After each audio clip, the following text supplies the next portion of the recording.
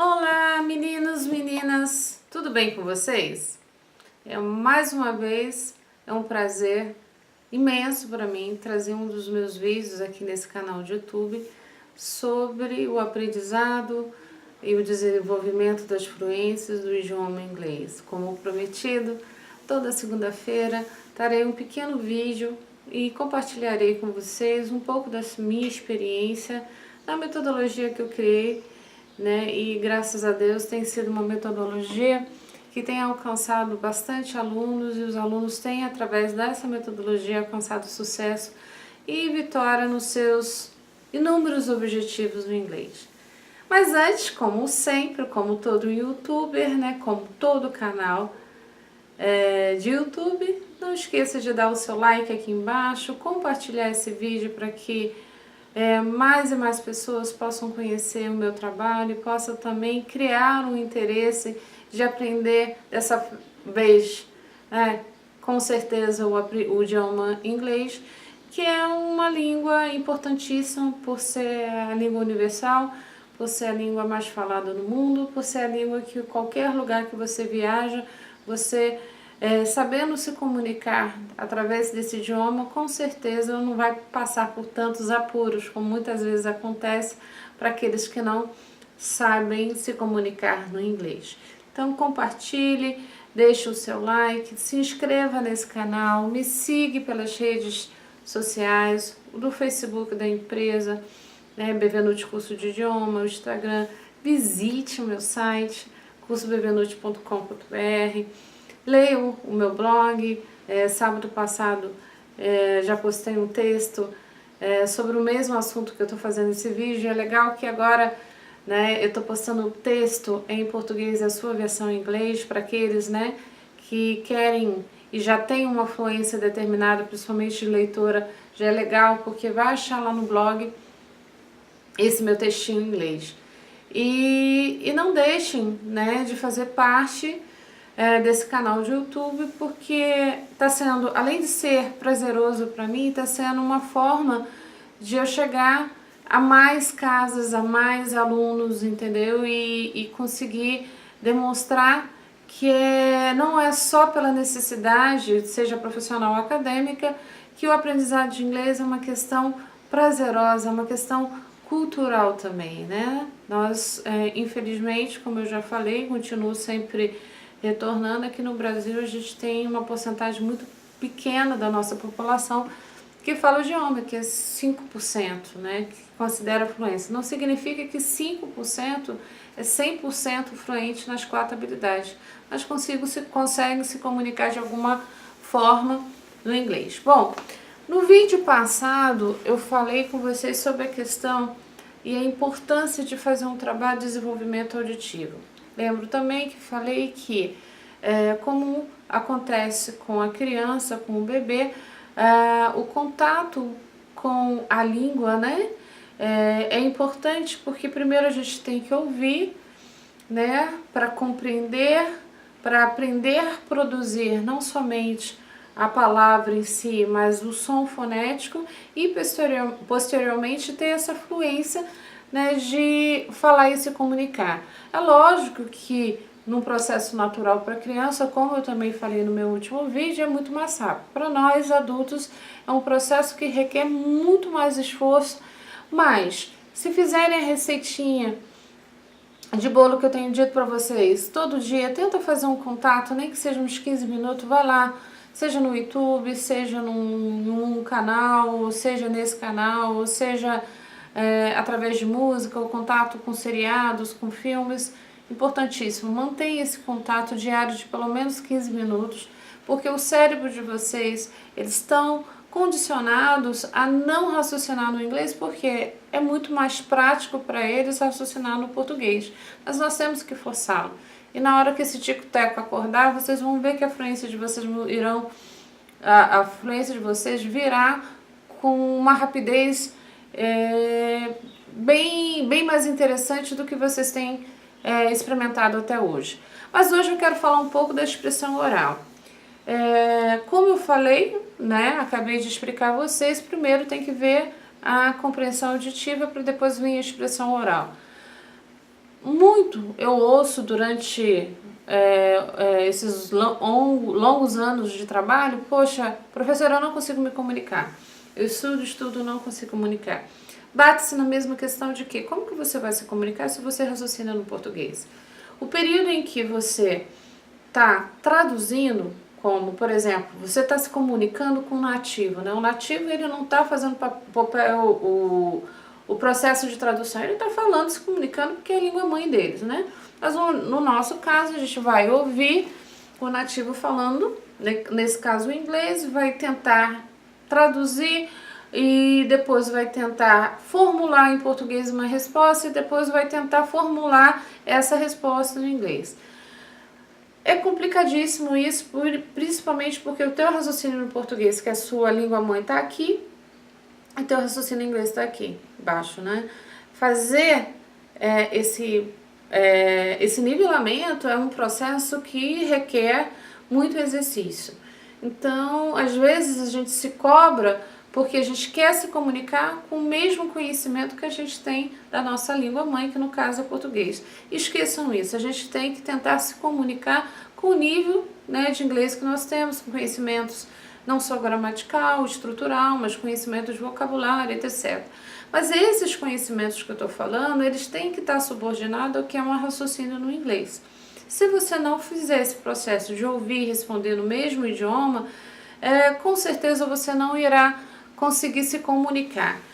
E eu observo que é uma reclamação geral, eu acredito que, né, eu, com propriedade eu posso falar, eu passei por isso também, né? Eu me formei no Brasil, quando fui morar nos Estados Unidos, eu achava que eu era uma incompetente, porque eu não conseguia me comunicar.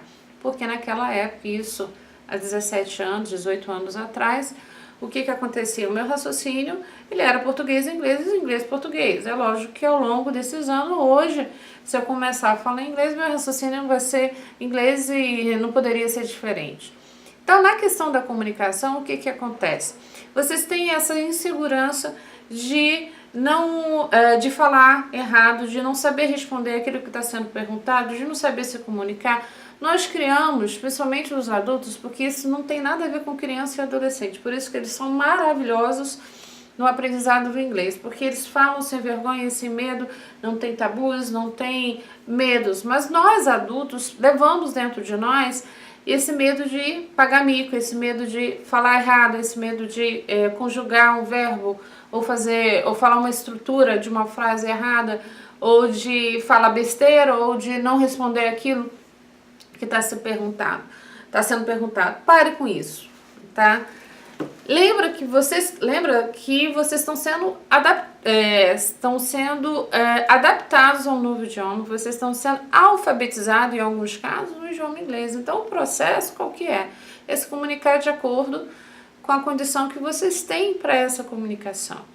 Então eu vou passar para vocês agora uma dica muito interessante. Imagine o seguinte, lembra que eu dei a dica de vocês de pegar um texto, né, em inglês com áudio, ouvir esse áudio 2, 3 vezes, sem ler, depois você ouve e lê, né, para ver a questão da fonética, ver como o speaker pronuncia, depois vocês leem em voz alta, etc. Esse aqui é um trabalho específico de audição. Para a parte oral, imagine vocês uma situação que vocês dominem no português. Escolha um assunto que faz parte do dia a dia de vocês, que faz parte do vocabulário de vocês. Imagine também como você iria se comunicar em inglês naquele assunto. É lógico, se você já tem um conhecimento prévio daquele assunto que você está falando, o que vai acontecer? Vai ficar muito mais fácil para você se comunicar. Mas aí vocês vão falar, poxa, mas professora, me comunicar em inglês é outra coisa, em português eu vou falar sobre esse assunto, porque eu domino, mas no inglês não é assim. O que eu quero mostrar para vocês é que quando você domina um determinado assunto no português, o caminho para fazer a comunicação no inglês será mais fácil, pelo domínio que você tem desse assunto. Então escolha e tenta imaginar e reproduzir isso em voz alta. Reproduzir mesmo com erros gramaticais, mesmo com erros de vocabulário, mesmo com erros disso, de aquilo. Reproduza. É muito importante no aprendizado de um idioma a gente perder esse medo de falar em voz alta. Falar em voz alta é muito importante porque o ouvido, ele vai reconhecer a sua pronúncia, ele vai reconhecer se você está falando errado. Por quê? Se você tem diariamente feito esse contato de 15 minutos com a parte auditiva, né? Você está ouvindo over and over again, ouvindo over and over again. O que acontece? O seu ouvido ele já vai ficar familiarizado não só com fonética, mas com a estrutura do idioma inglês também. Consequentemente, se você fala alto e reproduzir alguma coisa que não está legal, o seu ouvido fala, pô, peraí, tem alguma coisa que não está legal aí. Então, automaticamente o cérebro de vocês vai dar, tipo, bater um sininho e falar, não, a gente tem que dar uma melhorada nisso. Então, vocês escolhem esse assunto, tentam reproduzir em voz alta e mesmo que pareça ser ridículo, relaxe, porque isso é um exercício, tá, para você aprender a se comunicar. Como você já assumiu o compromisso, não só comigo, mas com vocês mesmos, que vocês vão trabalhar a parte auditiva anteriormente à oral, o que vai acontecer? Cada dia, dia após dia, essa parte de comunicação em voz alta, ela vai ficar mais fluente, ela vai ficar bem melhor ouvido ao seu ouvido, entendeu? E você vai se sentir mais confortável. É lógico que nós adultos, né, principalmente assim, uma determinada faixa etária, o espelho passa a ser o nosso inimigo, né, que a gente vai se deparar com a idade, né, principalmente nós mulheres, que depois que chegamos aos 40 anos, é uma brincadeirinha pra gente deixar, né, o vídeo mais relaxante, mais descontraído. Mulher, assim, chega aos seus 38, 39, 40 anos, quando olha pro espelho, pô, não consegue se ver aquela mulher de antes, né? Mas digo de passagem que depois dos 40, né, a gente passa essa barreira, a gente vê que é a melhor fase, né? A vida nossa, principalmente no meu caso, melhorou muito após os 40 e poucos anos, e eu acho que isso também me ajuda a ter essa confiança de olhar para uma câmera e filmar para vocês. Eu acredito que se vencermos essa barreira também, né, de olharmos no espelho e falarmos em voz alta e reproduzirmos agora em inglês alguma coisa, você vai ter, além da parte auditiva, a parte visual. Vai ser muito mais rápido o processo. Vou ensinar outro mecanismo para vocês em relação à questão oral. Isso é uma dica, assim, que eu peço que vocês tomem atenção, preste atenção, tome nota se for possível, porque é o que eu faço com o meu treinamento, principalmente com autoridade. Eu já fiz muito trabalho relacionado à questão de dar palestra, né? Então eu tive a oportunidade de trabalhar com generais, trabalhar com ministros do Supremo Tribunal de Trabalho e outras autoridades que tinham como trabalho fazer alguma palestra no exterior no idioma inglês. E é lógico que se fazer uma palestra no português já é complexo, imagina no inglês. Mas é uma metodologia que eu ensinei para eles, que é uma coisa muito, muito tranquila, quando você entende o porquê dessa metodologia. Você tem o teu assunto, né? Você escolheu o teu assunto centro, tua ideia central sobre esse assunto. Lembra lá no início do vídeo que eu falei, tente escolher algo, entendeu, que você domine. Bom, pensou nesse assunto, imagina qual é a ideia central. Dentro dessa ideia central, você vai levantar algumas ideias subordinativas, que a gente chama de tópicos, que vão dar o quê? O suporte a essa ideia central. Escolhendo isso, você vai escolher ao mesmo tempo a argumentação que vai dar base, né, nesses tópicos, para que esses tópicos subordinados explique aquela tua ideia central. Nisso você vai apresentar o tópico, você vai explicar o tópico, depois você vai dar o suporte. Aí, o que é suporte? O que é dar um suporte de um tópico? É dar a razão, a causa, o motivo, o ponto positivo, o ponto negativo, falar o resultado daquele tópico. E é muito bom, isso é uma dica muito valiosa, dar um exemplo. Porque um exemplo, mesmo que seja um exemplo fictício, mostra o domínio seu daquele assunto. E depois você vai fechar com a sua conclusão. Como vocês são telespectadores, alunos meus, né, futuros alunos, vão perguntar, mas o que eu estou fazendo, o que a senhora está falando para eu fazer, nada mais é do que escrever uma redação. Introdução, desenvolvimento e conclusão. That's it. Congratulations. That is the point. Why? Because you speak as the same you write. O que eu quero dizer? Esse é o ponto. Você fala da mesma forma que você escreve. Tem uma um ditado que diz que quem lê muito escreve muito e se expressa muito bem. Concordo em número, gênero e grau. Infelizmente no Brasil a gente não tem muito hábito de leitura, né? Mas eu digo para vocês que é um dos meus maiores prazeres da vida é pegar um livro, ler, pegar um artigo e ler, porque o conhecimento é a minha maior paixão, né? Eu adoro correr atrás do conhecimento e, como eu já falei também, adoro aprender coisas novas. Então, só que infelizmente hoje, talvez por um motivo X, Y ou Z, a gente não tem essa habilidade de ler muito. Então, como não tem, a gente tem que se adaptar àquilo que a gente tem nas nossas mãos. Então faça isso. Imagine que o que você fala nada mais é do que o que você escreve, tá? A mesma estrutura que você escreve é a mesma estrutura que você fala. O que há de diferente é um aspecto, o que é formal, o que é informal. Isso eu já trago principalmente para vocês, meus alunos de concurso, né, militares e os alunos de teste de proficiência, como TOEFL, Michigan, IELTS, etc, Cambridge. Por quê?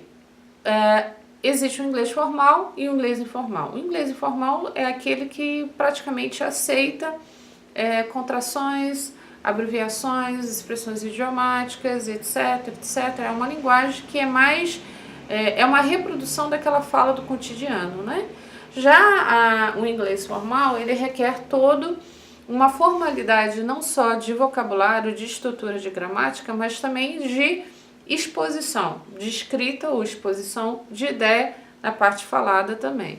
Então, não vou tocar nessa questão de formal e informal. É lógico que nos meus cursos vocês vão aprender com certeza a diferença do inglês formal do inglês informal. Mas o que eu posso dizer já de cara é que o inglês formal é aquilo que vocês ouvem na música, vocês ouvem em alguns vídeos, vocês assistem através de filme, que é aquela reprodução do inglês do dia a dia, né? O inglês formal é um inglês mais acadêmico, que ele requer estrutura e conhecimentos mais específicos sobre a língua. Mas mesmo que você esteja reproduzindo uma ideia e essa ideia seja uma ideia informal, façam isso. Introduz essa ideia. Primeiro se diz qual é essa ideia. Explicando qual é essa ideia, você vai apresentar um não é muito legal, porque é pouco, pelo menos 2 ou 3 tópicos, tá? Que vão testificar essa ideia central. Você vai pegar cada um desses 2 ou 3 tópicos, cada tópico separadamente, você vai apresentá-lo, dizer qual é, vai explicar o que é explicar, o que consiste, o que significa essa ideia. Depois você vai dar o suporte, como eu disse anteriormente, dar a causa, o motivo, a razão, né, que sustenta esse tópico. E depois você vai exemplificar. Vai para o segundo tópico, a mesma coisa, apresenta a ideia, explica a ideia, desenvolve a ideia e dê o exemplo. No final você vai dar a sua conclusão. A conclusão nada mais é que é a sua opinião sobre aquilo. Imagine que você é um repórter que você vai relatar o fato em si, explicá-lo e no final você vai manifestar a sua opinião pessoal. Essa seria a sua conclusão. Bem, meus caros ouvintes, essa é a minha dica de umas das muitas que virão sobre o desenvolvimento oral, para que vocês começam a imaginar que não é um bicho de 7 cabeças. O que vocês precisam é fazer com que o idioma faça parte diária da vida de vocês, tá? De novo, não esqueça de deixar o like de vocês, compartilhem, se inscrevam nesse canal de YouTube, leiam o meu blog lá no cursobevanute.com.br. Não esqueçam, na quinta-feira eu tenho live no Facebook da empresa. Enfim, gente, é um prazer, agradeço mais uma vez pela grande oportunidade de vocês estarem ouvindo e participando desse vídeo. Vejo vocês com certeza na próxima segunda-feira com mais uma dica sobre o desenvolvimento das habilidades e outras coisas mais que com certeza trarei com o maior amor e carinho. Um beijo a todos, ao coração de todo mundo. Até a próxima vez. Tchau.